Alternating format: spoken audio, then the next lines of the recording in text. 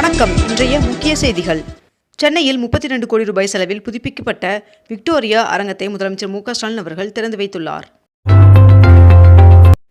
வாக்காளர் திருத்தப் பணிகள் சென்னையில் இன்று முதல் வருகின்ற ஜனவரி 18ஆம் தேதி வரை நடைபெறும் என்று அறிவிக்கப்பட்டுள்ளது.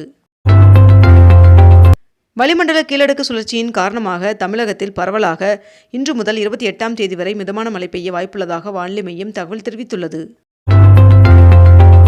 தாவேகாவின் தூத்துக்குடி மத்திய மாவட்ட செயலாளராக சாமுவேல் ராஜ் அவர்கள் நியமனம் செய்யப்பட்டுள்ளார். தமிழகத்தில் வரைவு வாக்காளர் பட்டியல் வெளியிட்டதை அடுத்து 1,53,571 பேர் இதுவரை பெயர் சேர்க்க விண்ணப்பித்துள்ளனர் என்று தெரிவிக்கப்பட்டுள்ளது. திருச்சி ஸ்ரீரங்கர் ரங்கநாதர் சுவாமி கோவிலில் சொர்க்கவாசல் திறப்பை முன்னிட்டு வருகின்ற 30ஆம் தேதி திருச்சி மாவட்டத்திற்கு உள்ளூர் விடுமுறை அறிவிக்கப்பட்டுள்ளது. சென்னை கிளாம்பாக்கத்திலிருந்து ஊரப்பாக்கம் வழியாக செட்டிப்புண்ணியம் வரை 18.4 கிலோமீட்டர் நீளத்திற்கு புதிய உயர்மட்ட விரைவு சாலை அமைக்க தமிழக அரசு அதிகாரப்பூர்வமாக அனுமதி வழங்கியுள்ளதாக தகவல் வெளியாகியுள்ளது. டெல்லியில் வருகின்ற 26ஆம் தேதி முதல் 28ஆம் தேதி வரை 5வது தேசிய மாநாடு நடைபெற உள்ளது. மேலும் இம்மாநாட்டை பிரதமர் நரேந்திர மோடி அவர்கள் தலைமை தாங்குகிறார் என்றும் தகவல் வெளியாகியுள்ளது. திருப்பதி ஏழுமலையான் சுவாமி கோவிலின் சொர்க்கவாசல் வழியாக 10 நாட்கள் 90% இலவச தரிசனத்தில் பக்தர்கள் அனுமதிக்கப்படுவார்கள் என்று தகவல் வெளியாகியுள்ளது. மேட்டூர் அணைக்கு நீர்வரத்து வினாடிக்கு 1024 கனஅடியிலிருந்து 695 கனஅடியாக சரிந்தது. புதுச்சேரியில் மாற்றுத்திறனாளிகளுக்கான உதவித்தொகை 4700 ரூபாயிலிருந்து 5700 ரூபாயாக உயர்த்தி வழங்கப்படும் என்று புதுச்சேரி முதலமைச்சர் ரங்கசாமி அவர்கள் அறிவித்துள்ளார். சென்னை உலக தமிழாராய்ச்சி நிறுவனத்தில் 2026ஆம் ஆண்டிற்கான ஓராண்டு கல்வெட்டியல் மற்றும் தொல்லியல் அகழாய்விற்கான பட்டய வகுப்பு 2026ஆம் ஆண்டு ஜனவரி மாதம் முதல் தொடங்கப்பட உள்ளதாக தெரிவிக்கப்பட்டுள்ளது. சபரிமலை ஐயப்பன் சுவாமி கோவிலில் மண்டல பூஜை வருகின்ற 27ஆம் தேதி நடைபெற உள்ளது. ஒருங்கிணைந்த தொழில்நுட்ப பணிகள் தேர்விற்கு இன்று முதல் விண்ணப்பிக்கலாம் என்று TNPSC அறிவித்துள்ளது. தமிழ்நாடு அரசு செயல்படுத்தி வரும் முத்திரை திட்டங்களின் முன்னேற்றம் குறித்து முதலமைச்சர் மு க ஸ்டாலின் அவர்களின் தலைமையில் ஆய்வுக் கூட்டம் நடைபெற்றது. 86 லட்சம் ரூபாய் மதிப்பீட்டில் வீடற்றோருக்கான இரவு நேர காப்பகத்தை துணை முதல்வர் உதயநிதி ஸ்டாலின் அவர்கள் திறந்து வைத்துள்ளார். 22 கேரட் ஆபண தங்கத்தின் விலை சவரனுக்கு ஒரே நாளில் 1600 ரூபாய் அதிகரித்து ஒரு சவரன் 1,02,160 ரூபாய்க்கு விற்பனை செய்யப்பட்டு வருகிறது. இதனைத் தொடர்ந்து 1 கிராம் வெள்ளியின் விலை கிராமிற்கு 3 ரூபாய் அதிகரித்து 1 கிராம் வெள்ளி 234 ரூபாய்க்கு விற்பனை செய்யப்பட்டு வருகிறது. செய்யாற்றிற்கு வருகின்ற டிசம்பர் 27ஆம் தேதி முதலமைச்சர் மு க ஸ்டாலின் அவர்கள் வருகை தர உள்ளார் என்று தெரிவிக்கப்பட்டுள்ளது. அணுசக்தி துறையில் தனியார் மற்றும் வெளிநாட்டு நிறுவனங்கள் முதலீடு செய்ய வழிவகை செய்யும் மசோதாவிற்கு குடியரசுத் தலைவர் திரௌபதி முர்மு அவர்கள் ஒப்புதல் வழங்கியுள்ளார். அரையாண்டு விடுமுறையில் மாணவர்களுக்கு சிறப்பு வகுப்புகள் நடத்தக்கூடாது என்று தெரிவிக்கப்பட்டுள்ளது. சென்னை சங்கமம் நம்ம ஊர் திருவிழாவை ஜனவரி 14ஆம் தேதி மாலை 6 மணிக்கு முதலமைச்சர் மு க ஸ்டாலின் அவர்கள் தொடங்கி வைக்க உள்ளார் என்று தகவல் வெளியாகியுள்ளது. வருகின்ற 2026ஆம் ஆண்டில் 10 செயற்கைக்கோள்கள் விண்ணில் செலுத்தப்பட உள்ளது என்று இஸ்ரோ தலைவர் நாராயணன் அவர்கள் தெரிவித்துள்ளார்.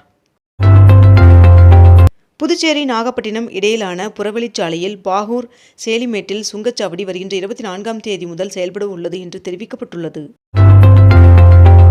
தமிழ்நாட்டில் புத்தாண்டு மற்றும் கிறிஸ்துமஸ் பண்டிகையொட்டி சென்னை உள்ளிட்ட நகரங்களில் இருந்து வருகின்ற டிசம்பர் 23ஆம் தேதி முதல் சிறப்பு ரயில்கள் இயக்கப்படுவதாக தெற்கு ரயில்வே அறிவித்துள்ளது.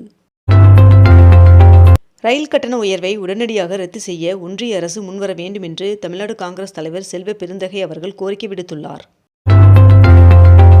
நாமக்கல்லில் கோழி பண்ணைகளில் முட்டை ஒன்றின் கொள்முதல் விலை 5 காசுகள் உயர்ந்து 6 ரூபாய் 40 பைசாவாக நிர்ணயம் செய்யப்பட்டுள்ளது. சென்னை விமான நிலையத்தில் பிரதான ஓடுபாதையின் மறுசீரமைப்பு பணியானது அடுத்த ஆண்டு தொடங்க முடிவு செய்யப்பட்டுள்ளதாக தெரிவிக்கப்பட்டுள்ளது. தமிழகத்தில் கடுங்குளிர் தீவிரமடைந்து வரும் நிலையில் அதிகாலை வேளையில் பனிமூட்டம் அதிகரிக்கும் என்று வானிலை மையம் தெரிவித்துள்ளது. டெல்லியில் பிரதமர் நரேந்திர மோடி அவர்களுடன் பீகார் மாநில முதலமைச்சர் மற்றும் துணை முதல்வர் ஆகியோர் சந்தித்து பேசினர். சபரிமலையில் அன்னதானமாக கேரள பாரம்பரிய விருந்து வழங்கும் திட்டம் தொடங்கப்பட்டுள்ளது. குடியரசுத் தலைவர் ஒப்புதல் வழங்கிய நிலையில் ராம்ஜி சட்டத்திற்கு எதிராக நாடு தழுவிய போராட்டம் வருகின்ற 27ஆம் தேதி நடக்கும் என்று காங்கிரஸ் செயற்குழுவில் முடிவு செய்யப்பட்டுள்ளதாக தகவல் வெளியாகியுள்ளது. சென்னை மாநகர பகுதிகளில் நடைபாதை வியாபாரிகளுக்கு கட்டணம் வசூலிப்பு மற்றும் விற்பனை சான்று வழங்க சென்னை மாநகராட்சி முடிவு செய்துள்ளதாக தகவல் வெளியாகியுள்ளது. 9 புதிய காவல் நிலையங்கள் மற்றும் புதிதாக உருவாக்கப்பட்ட 3 காவல் உட்கோட்டங்களை முதலமைச்சர் மு.க.ஸ்டாலின் அவர்கள் திறந்து வைத்துள்ளார். தமிழ்நாட்டில் 20 மாவட்டங்களில் புதிய வகுப்பறை கட்டடங்களை முதலமைச்சர் மு.க.ஸ்டாலின் அவர்கள் திறந்து வைத்துள்ளார். ஒலிம்பிக் போட்டியில் தங்கம் வெல்லும் கர்நாடக வீரர் வீராங்கனைகளுக்கு தலா 6 கோடி ரூபாய் பரிசு வழங்கப்படும் என்று கர்நாடக முதலமைச்சர் சித்தராமையா அவர்கள் அறிவித்துள்ளார். நேஷனல் ஹெரால்டு வழக்கில் மேல்முறையீட்டு மனு மீது பதிலளிக்க சோனியா காந்தி அவர்களுக்கும் ராகுல் காந்தி அவர்களுக்கும் நோட்டீஸ் அனுப்பப்பட்டுள்ளது என்று தகவல் வெளியாகியுள்ளது. இந்தியா நியூசிலாந்து இடையே தடையற்ற வர்த்தகம் மேற்கொள்ள இரு நாடுகளும் ஒப்பந்தம் செய்து கொண்டுள்ளன என்று தெரிவிக்கப்பட்டுள்ளது. அஸ்ஸாமில் 15,600 கோடி ரூபாய்க்கான திட்டங்களை பிரதமர் நரேந்திர மோடி அவர்கள் தொடங்கி வைத்தார். தமிழக வெற்றிக் கழகத்தின் சமூக நல்லிணக்கத்தை 100% பாதுகாப்போம் என்று அக்கட்சியின் தலைவர் விஜய் அவர்கள் தெரிவித்துள்ளார். தமிழக காவல்துறையில் காலியாக உள்ள 1299 உதவி ஆய்வாளர் பணியிடங்களை நிரப்புவதற்காக மாநிலம் முழுவதும் அமைக்கப்பட்டிருந்த 46 மையங்களில் 1,78,000 பேர் தேர்வு எழுதினர். உத்தரகாண்டில் உள்ள அனைத்து பள்ளிகளிலும் பகவத்கீதையின் வாசகங்களை வாசிப்பதை கட்டாயமாக்கி அம்மாநில அரசு உத்தரவிட்டுள்ளது. முதலமைச்சர் மு.க.ஸ்டாலின் அவர்கள் நெல்லையில் 100 கோடியில் காகித மில்லத் நூலகம் அமைப்பதற்கு அடிக்கல் நாட்டினார். தமிழகத்தில் கிறிஸ்துமஸ் மற்றும் வார இறுதி நாட்களை முன்னிட்டு 891 சிறப்பு பேருந்துகள் இயக்கப்பட உள்ளதாக போக்குவரத்து கழகம் அறிவித்துள்ளது. டிட்வா புயல் காரணமாக ஒத்திவைக்கப்பட்ட செமஸ்டர் தேர்வுகள் வருகின்ற ஜனவரி மாதம் நடைபெற உள்ளதாக அண்ணா பல்கலைக்கழகம் அறிவித்துள்ளது. வரைவு வாக்காளர் பட்டியலில் தவறுதலாக ஒருவர் விடுபட்டிருந்தாலும் மீண்டும் இணைக்க நடவடிக்கை எடுக்க வேண்டும் என்று முதலமைச்சர் மு.க.ஸ்டாலின் அவர்கள் அறிவுறுத்தியுள்ளார். முதலமைச்சர் மு.க.ஸ்டாலின் அவர்கள் நெல்லையில் 45,000 பேருக்கு நலத்திட்ட உதவிகளை வழங்கினார். சென்னையில் வடகிழக்கு பருவமழை இன்று வரை இயல்பை விட 6% குறைவாக பெய்துள்ளது என்று வானிலை மையம் தகவல் தெரிவித்துள்ளது. மாநில அரசின் வேலை உறுதி திட்டத்திற்கு மேற்கு வங்க முதலமைச்சர் மம்தா பானர்ஜி அவர்கள் மகாத்மா காந்தி பெயரை சூட்டினார். படைப்பாற்றலை வளர்க்க 15 மாவட்டங்களில் தலா ஒரு இயந்திரவியல் ஆய்வகங்கள் 6 கோடி ரூபாயில் நிறுவப்பட்டு உள்ளதாக தமிழக அரசு தெரிவித்துள்ளது.